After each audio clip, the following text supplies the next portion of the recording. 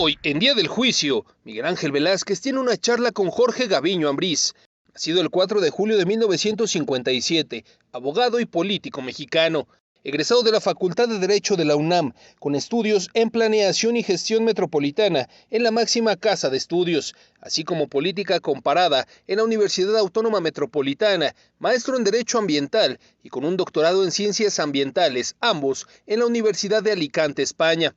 Entre otros cargos públicos, en 2015 fue diputado del Congreso de la Unión y diputado local en el Congreso de la Ciudad de México del 2018 al 2021.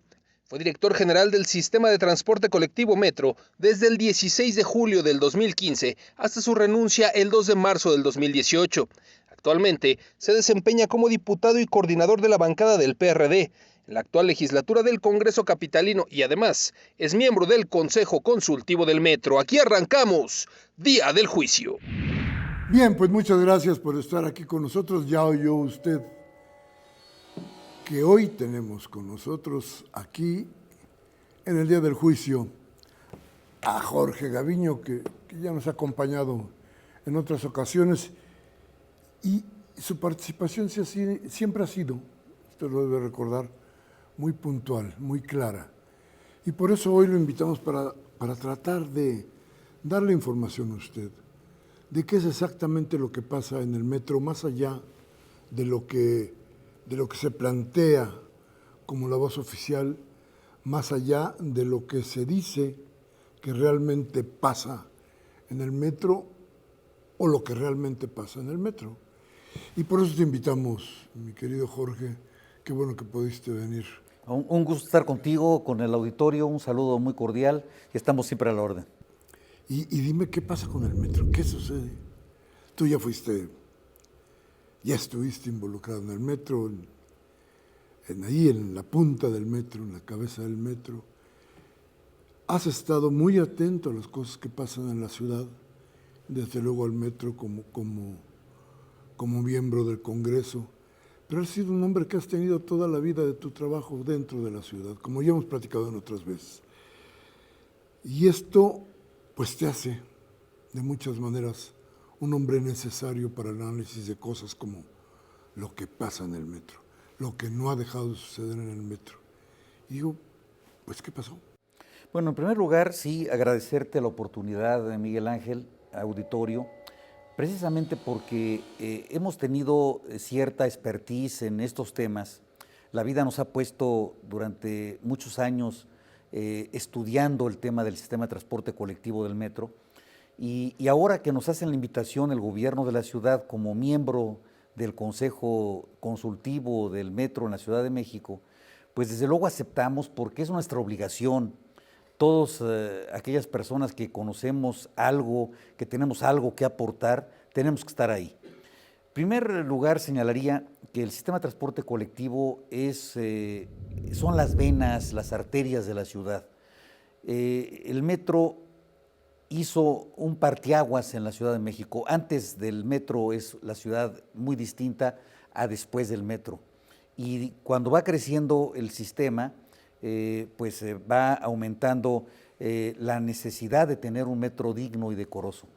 Se han movido a través de 53 años en la vida del metro miles y miles y miles de millones de personas en la ciudad. Diariamente nosotros llegamos a movilizar 5,5 millones de personas en el metro en un día. Imagínate, es un país el que se mueve de un lugar a otro gracias a este sistema de transporte. ¿Qué está pasando en el metro? Tú me preguntas. Bueno, varias cosas. Primero, el metro tuvo varias etapas desde que se fundó. Tú recordarás que el metro se inaugura en 1969, un año después de las Olimpiadas. Inclusive se quería inaugurar para las Olimpiadas, no se pudo, pero se inauguró un año después.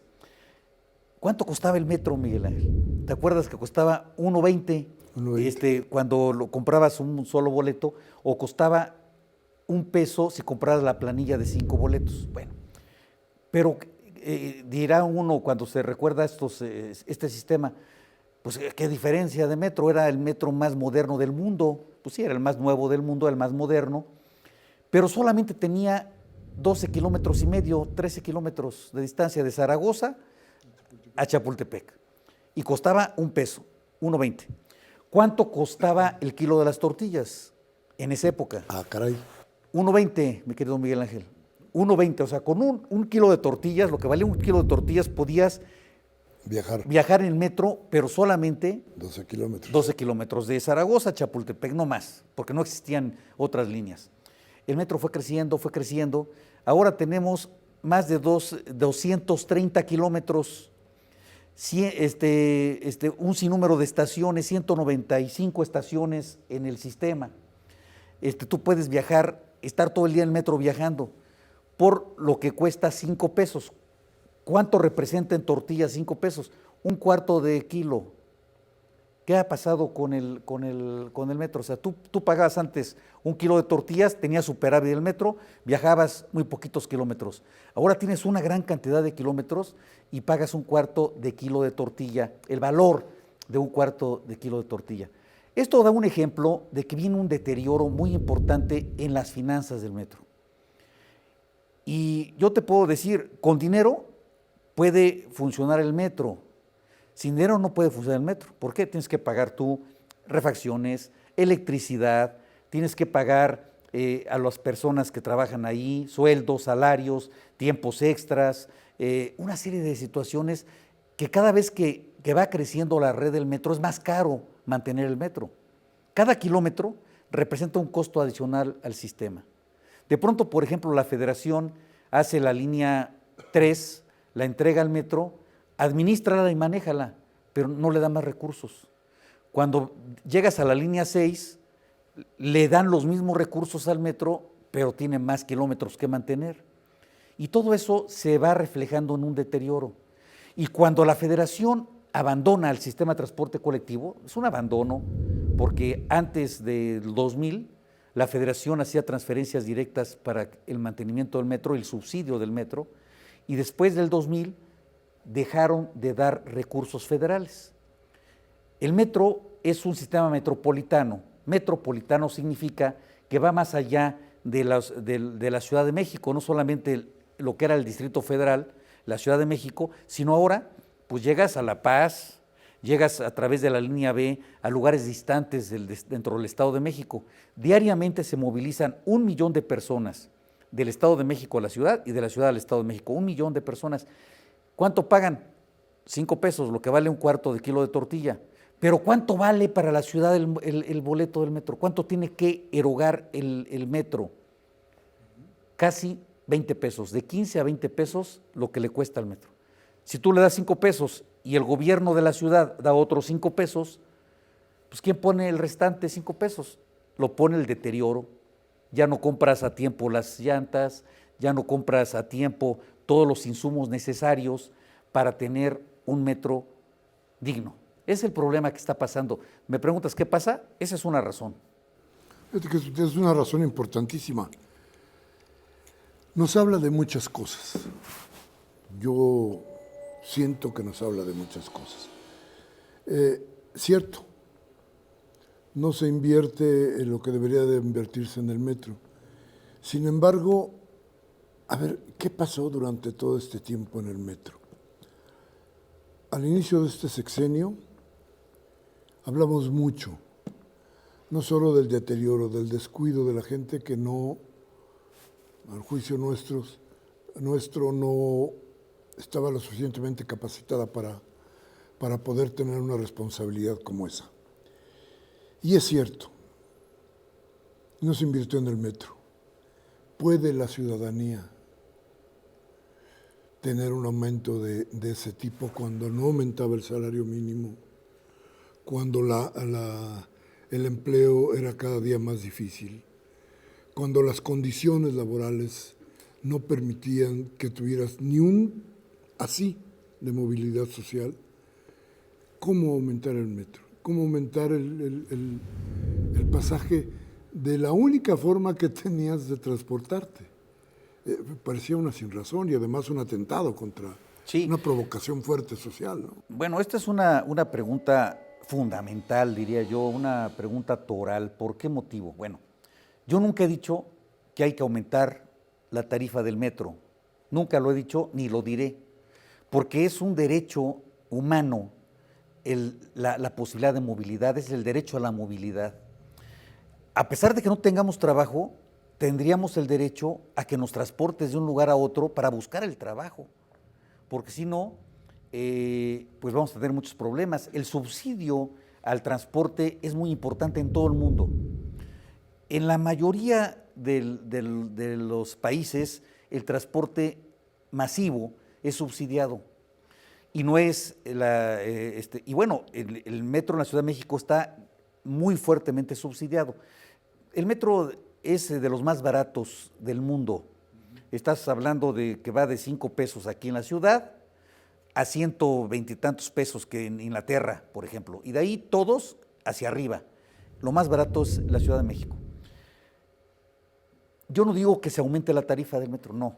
Lo que digo es de que alguien tiene que dar el recurso necesario para que el metro se dignifique.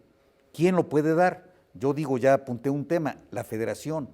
La federación tiene que estar aportando. ¿Quién hizo el metro en la ciudad? Lo hizo la federación.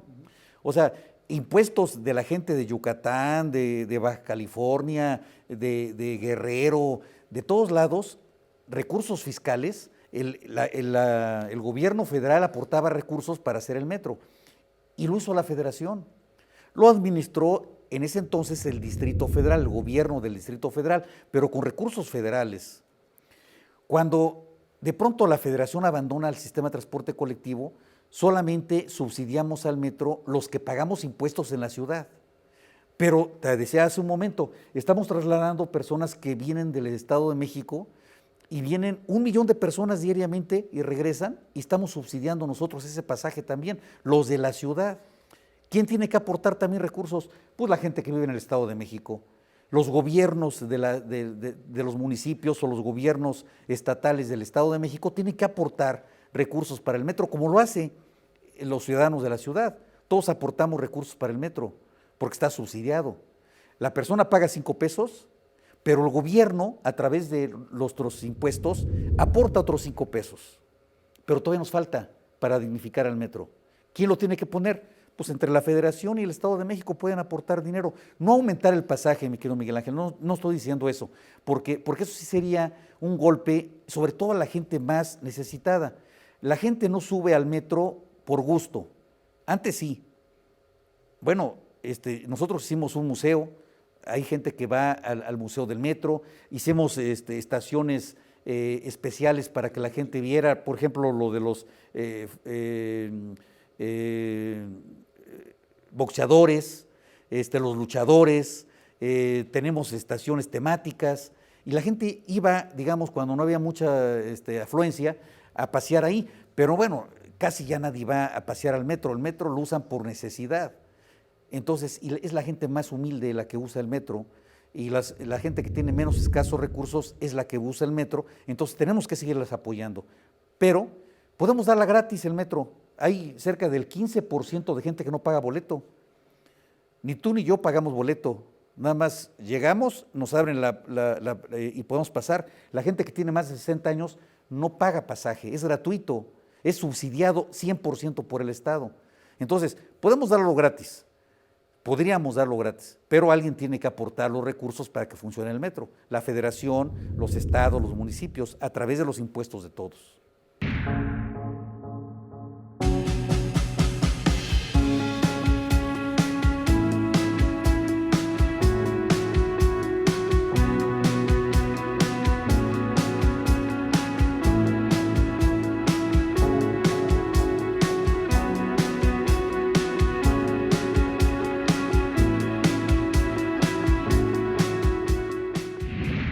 Bien, gracias por seguir con nosotros aquí en el Día del Juicio. Mire, hablar entonces de lo que pasa en el metro es hablar, decía Jorge Gaviño con mucha razón, de casi un país centroamericano bajo nuestra tierra, bajo nuestros pies. Lo que sucede en el metro es casi lo mismo que sucede todos los días en las calles de nuestra ciudad. Todo, con vicios y con virtudes. Pero Pero esto es lo que decíamos, ¿por qué actuar de esa manera por parte de Vicente Fox? ¿Había alguna razón? ¿Alguna vez se dio una razón válida para tal cosa?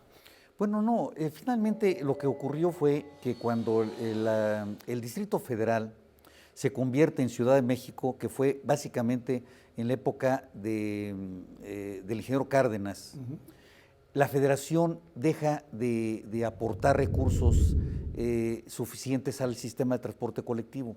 O sea, le da los recursos el Distrito Federal era una entidad dependiente de la Federación.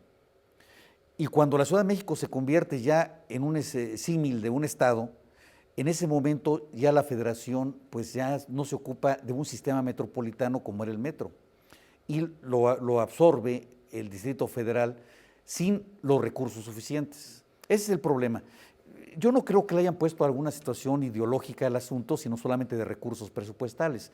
Hablabas tú hace un momento de algo muy interesante, en el sentido de si estamos pensando que hubo la intención de privatizar el metro.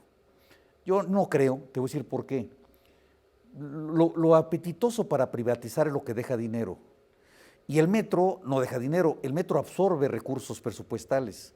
Es decir, para que funcione el metro necesitas pagar la energía eléctrica cerca de 2,000 millones de pesos anuales de energía eléctrica, quizá un poco menos, pero por ahí fluctúa 2,000 millones de pesos de energía eléctrica para funcionar todos los trenes.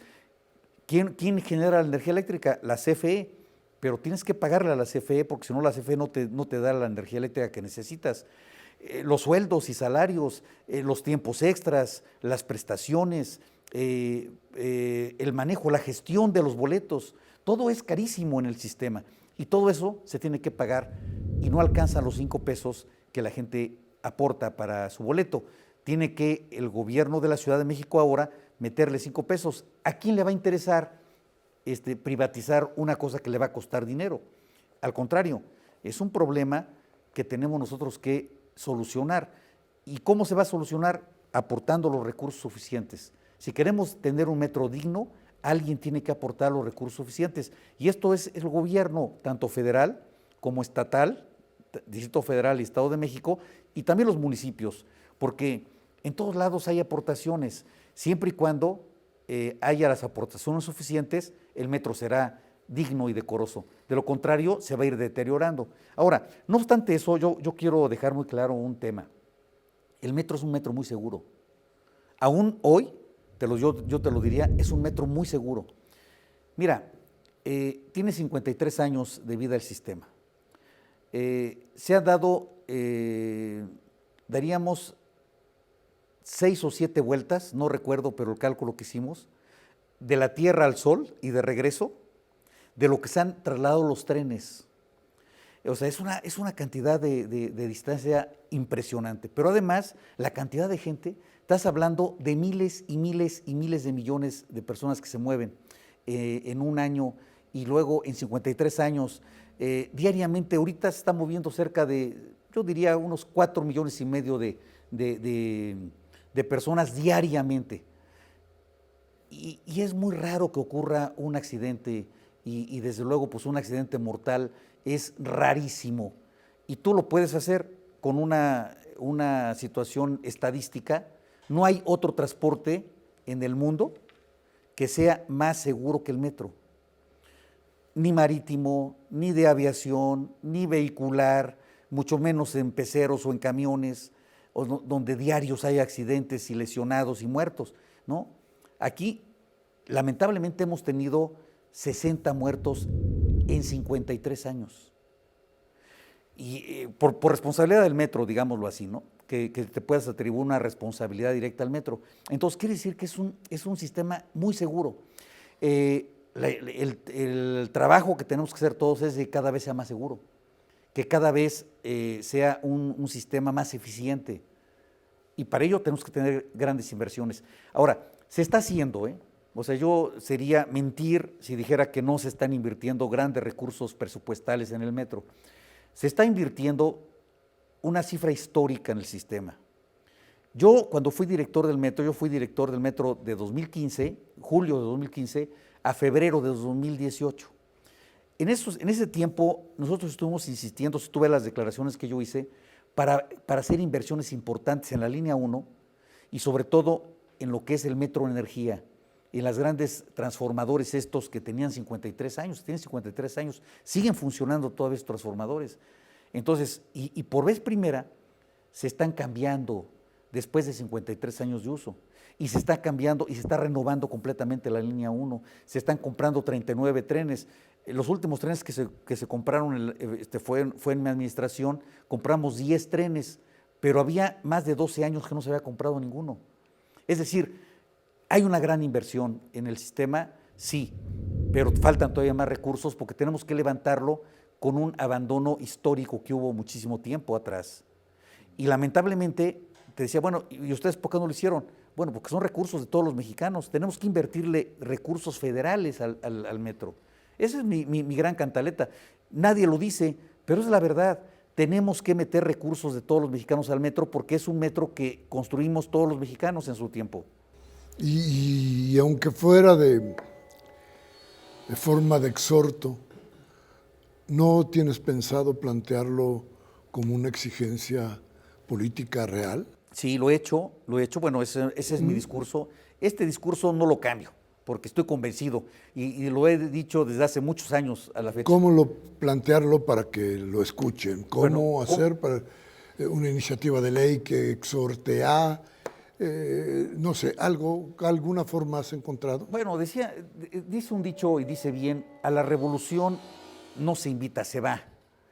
En este sentido, tenemos que lograr que la federación vuelva a meter recursos.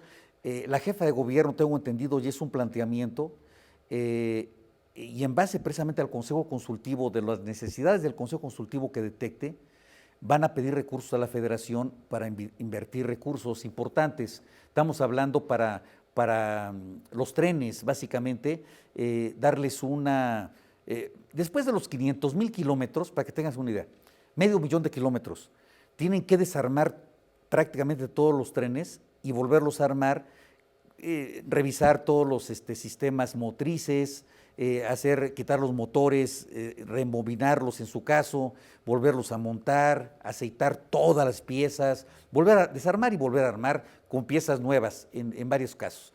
Eso es muy caro, se tiene que hacer cada 500,000 kilómetros.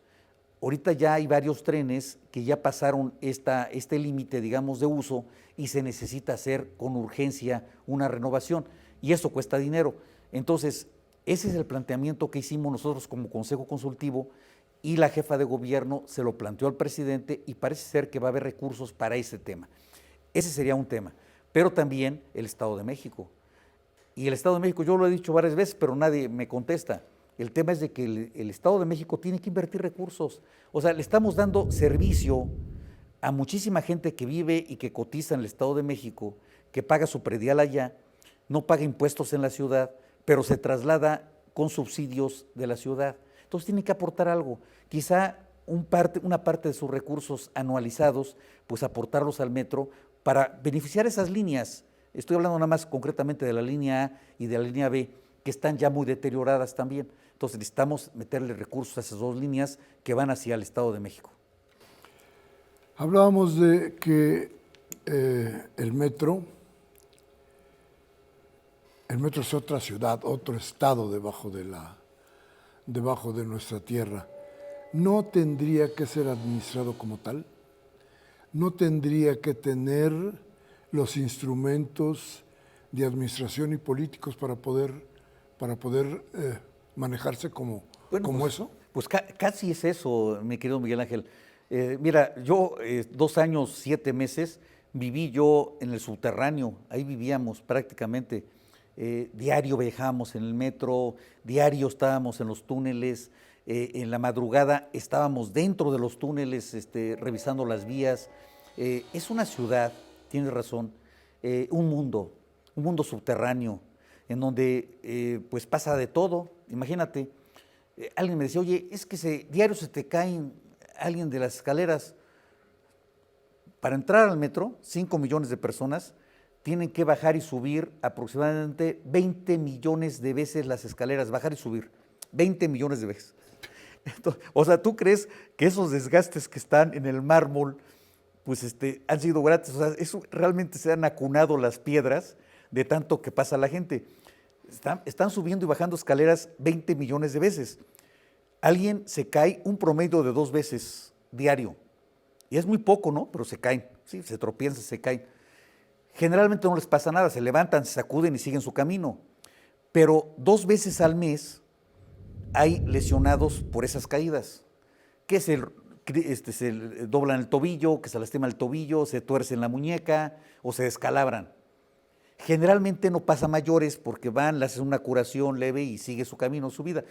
Pero una vez cada semestre nosotros teníamos un lesionado que tenía que ir al hospital 2, 3 días, porque pues, algo más le pasaba. Y bueno, y así es por estadística, pero es que es un mundo de gente lo que pasa ahí. Teníamos en mi periodo, si no mal recuerdo, 5,000 policías contratados por el metro. Y había tres sectores de policías que manejaban a todo el personal. Un mundo de personas, 5,000 policías. Eso no lo tiene ninguna delegación, ninguna alcaldía. Entonces, sí, es un mundo, comercio. Bueno, hay comercio formal y hay comercio informal. Nosotros procuramos reducir al máximo el comercio informal, los famosos vagoneros. Quitamos nosotros todos, ahora ya creo que no hay, no sé, iban con pilas de motocicleta, de baterías con los famosos bocineros, ¿no? Que no le digan, que no le cuenten que la luna es de queso, etcétera, ¿no? Y iban cantando ahí, vendiendo sus productos de vagón en vagón, cuando la gente se molestaba mucho, no solamente por el riesgo en sí de que iban de vagón en vagón, sino por la molestia de un sonido muy fuerte, muy estridente, más de 100 decibeles a veces, ¿no? Entonces, bueno, todo eso es un mundo, tienes razón. Y dime una cosa, la reproducción de todos los vicios que tiene una ciudad y que tiene una calle y que tiene una alcaldía, seguramente se reproducen bajo tierra. Y también las virtudes, por fortuna. ¿Cómo cuáles? No, como todo, o sea, la gente, hay mucha gente atenta que deja su lugar, una gente embarazada, o que protege a las personas, o cuando ve que están cometiendo algún delito, intervienen. Es decir, hay más gente buena que mala. Lo que pasa es que la gente mala hace más ruido, aquí arriba y abajo en el subterráneo, es igual. Cambiar las formas de gobernar. Pues sí, hay que desterrar los vicios y hay que apuntalar las virtudes. Sí hay que cambiar las cosas que tenemos. Hay que apuntalar lo que está bien y desterrar lo que está mal, desde luego. Es decir, tratar de hacer un gobierno bajo tierra que fuera muy parecido al que hay sobre el metro. No, más que gobierno, sí una gestión, una administración más ágil. Tenemos muchas cosas que mejorar.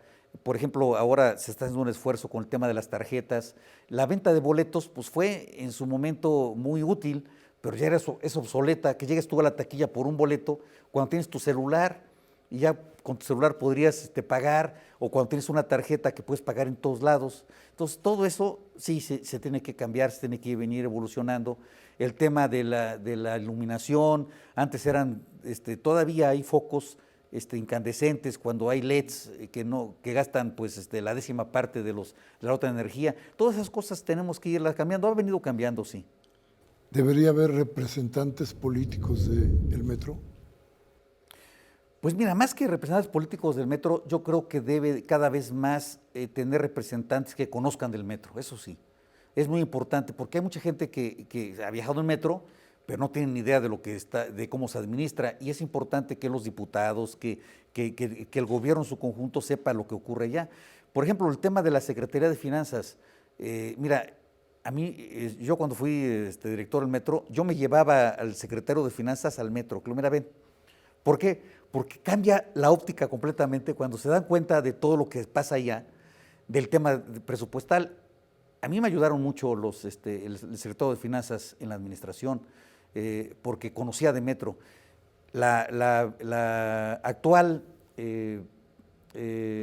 presidente del Banco de México fue financiera del metro y ella era subsecretaria en mi época y me ayudaba mucho porque conocía de las tripas del sistema, entonces nos ayudaba. Yo creo que tu pregunta va dirigida a ese cambio que necesitamos tener, que los que administren la ciudad, que sean los ejecutivos, tengan conocimiento del sistema.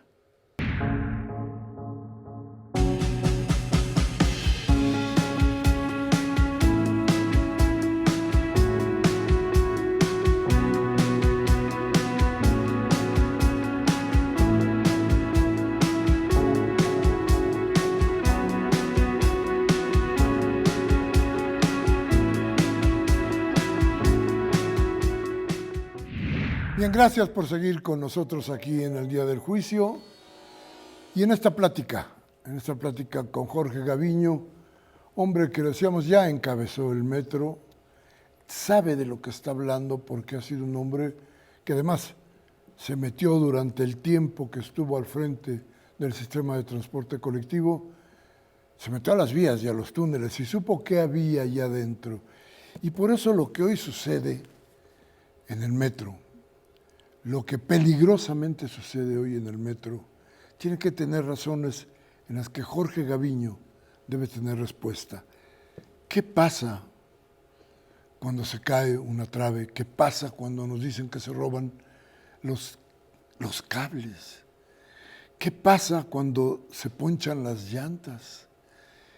¿Por qué está sucediendo todo esto? ¿Qué hay? Si no me parece que ni tú ni yo vayamos a cortar cables del metro sin el peligro y sin el miedo de electrocutarnos. No me parece sencillo que las cosas que han sucedido sucedan nada más porque existe, se dijo por ahí, el crimen organizado, fue lo que declaró la jefa de gobierno. Yo intuyo que hay algo más. Yo intuyo que hay alguna cuestión que está dentro posiblemente de alguna implicación con el crimen organizado, pero no es sencillo. Si nos dicen que el crimen organizado ha logrado darle a su gente capacitación de tal tamaño que pueden ir a golpear una caja para que haya un desperfecto en la línea, por ejemplo, en la comunicación, pues mejor que pongan una escuela, les va a salir re bien. ¿Por qué? ¿Cómo que llega el crimen organizado? Golpean, roban, golpean cajas de comunicación, se roban los cables, en fin, ponchan las llantas. ¿Qué es eso? ¿Quién hace eso? ¿Quién puede hacer eso? Bueno, a ver, son varios temas que estás tratando tú en una pregunta. Yo la dividiría en tres partes. La primera de ellas, tú hablaste de traves, de que se caen, te refieres seguramente a la línea 12. Desde luego. El tema que ocurrió, la gran tragedia de la línea 12. ¿Por qué pasó eso? Yo te diría, con lo que yo entiendo y conozco, que fueron por el mal diseño, la mala construcción y la mala supervisión de esa obra, porque ninguna obra se te cae en 9 años cuando está hecha para durar 100 años. Se hablaba de falta de mantenimiento y eso no, de ninguna manera un mantenimiento, el que sea, te va a evitar que se caiga una construcción como la que están apuntalando ahora. Si tú te asomas, la gente que vive en Tláhuac no me dejará mentir, te asomas tú por la vía de Tláhuac, estás viendo cómo están poniendo toneladas y toneladas de acero para apuntalar y reestructurar esa obra.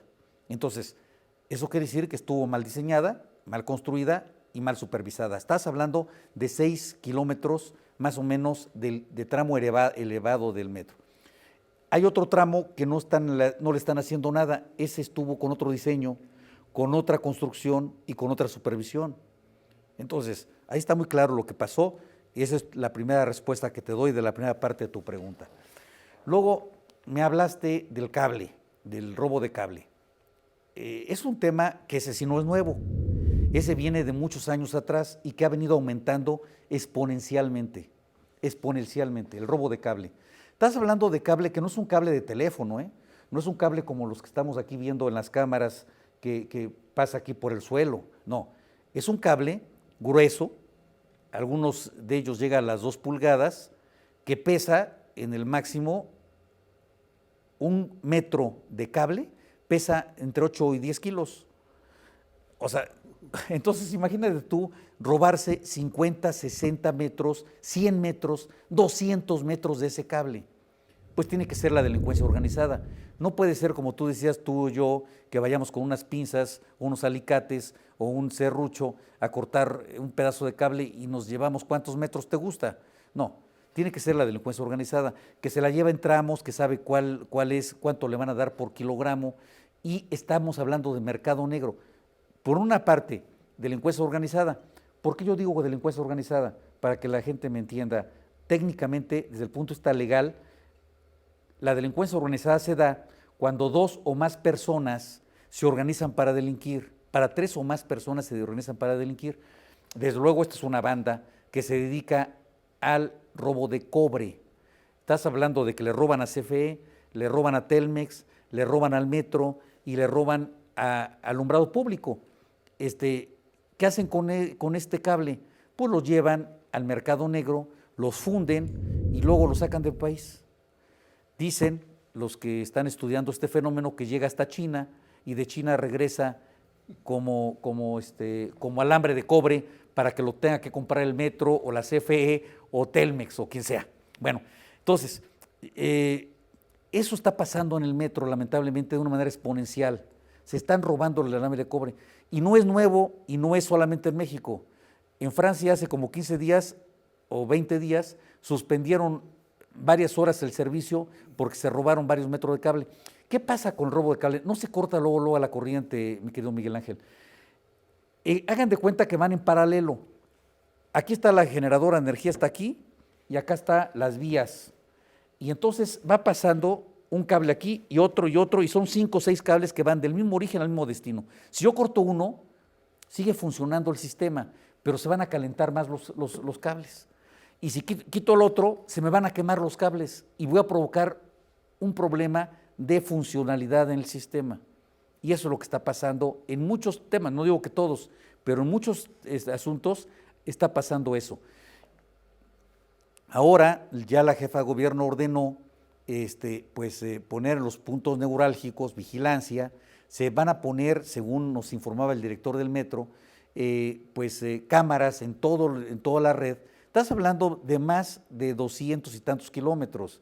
Es como si fueras de aquí a Puebla y todavía un pedazo más de vías. Y luego todavía tienes que hablar de cerca de miles de kilómetros de cable, mi querido Miguel Ángel. No es un asunto que dices voy a poner un policía para que cuide el cable, no.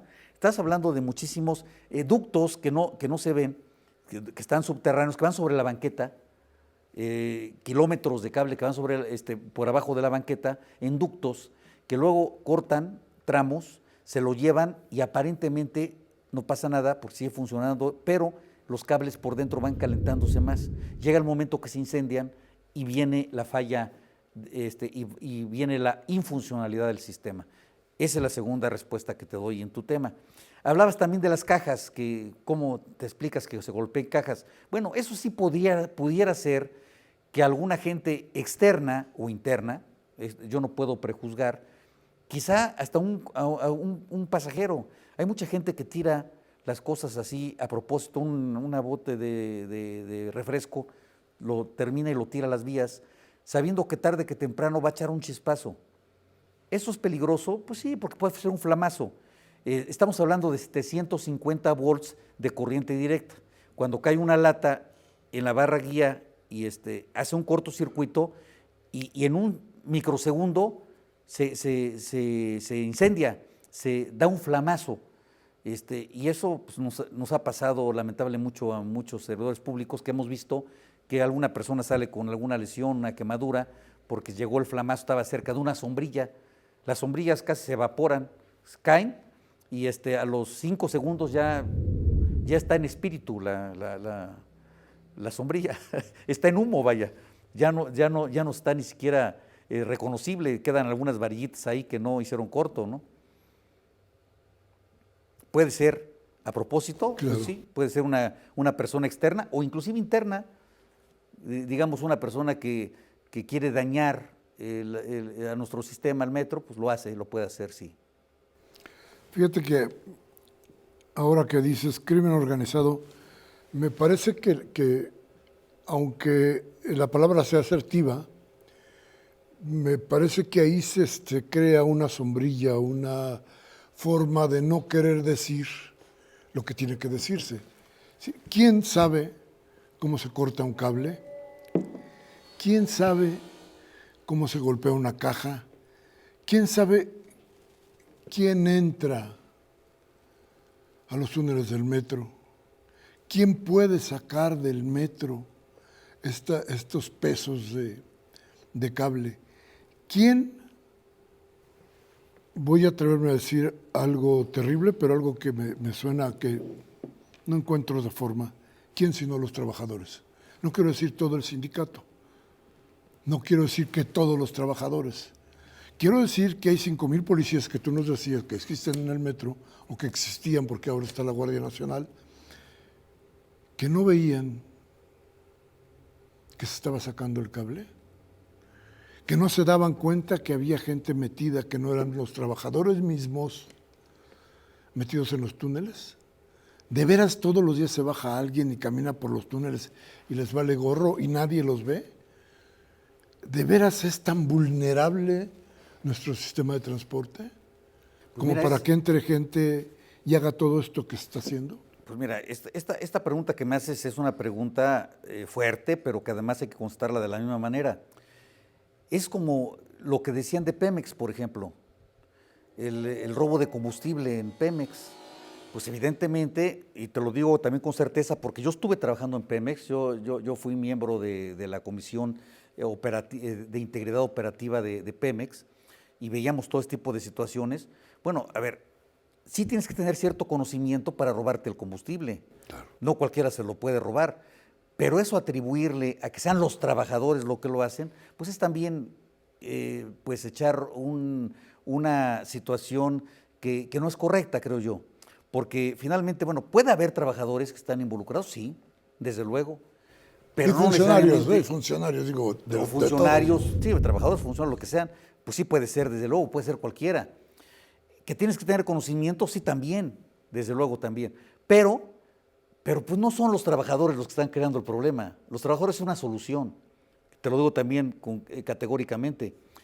Yo lo que creo aquí, que efectivamente hay una situación de robo de cobre, no exclusivamente del metro, no exclusivamente de CFE, no exclusivamente de empresas que se dedican a la telefonía, porque el cobre está más caro y cada vez que se encarece más el cobre va a haber más gente interesada en robárselo. Que sea sabotaje o no, ¿cuál es la diferencia entre un robo y sabotaje? Es la intención, mi querido Miguel Ángel. Pues yo corto un cable de aquí, lo corto de acá para llevarme el cable, yo tengo la intención de robármelo. Pero si yo corto un cable aquí, sabiendo que va a haber un daño al sistema de transporte colectivo, estoy saboteando el sistema. ¿Cómo sabemos cuál es la diferencia? Cuando agarremos a los responsables. Cuando agarremos a estos señores y veamos que efectivamente se dedican al robo de cable y que lo están vendiendo en el mercado negro y que ya van varias veces que se introducen, pues entonces categóricamente diremos que es robo y delincuencia organizada. Pero si agarramos al tipo y no es que yo lo hice para dañar porque pues quería yo una situación de dañar al metro, pues entonces sabotaje y lo tenemos que ver de esa óptica. Son cosas distintas en posiblemente una sola acción. El corto de un cable o dañar un aparato, ¿no? Difícil entonces cualquier decisión que se tome ahí. El asunto es, ¿por qué no hemos encontrado a nadie? Bueno, hace varios días agarraron a varias personas robándose cable y ya están consignados. Y están agarrando a personas. Hay que hacer investigación. No es un asunto de poner solamente las cámaras y ya. Tenemos que hacer investigación, la policía tiene que estar activa y desde luego es una exigencia que nosotros como diputados hacemos, ¿no? Las autoridades tienen que poner todo de su parte para bajar este tipo de ilícitos. Hay una complicidad real, cierta. Es decir, no pueden pasar tantas cosas sin que nadie vea hasta que las cosas explotan. En algún momento de los últimos, de pronto me enteré que una llanta había sido perforada intencionalmente. Eso no tiene... ¿Cómo le dices? ¿Cómo haces? ¿Qué se van a robar de una llanta ponchada intencionalmente? No, bueno, si tú ponchas una llanta, a propósito, es evidentemente una situación para dañar el sistema y posiblemente llegues al sabotaje.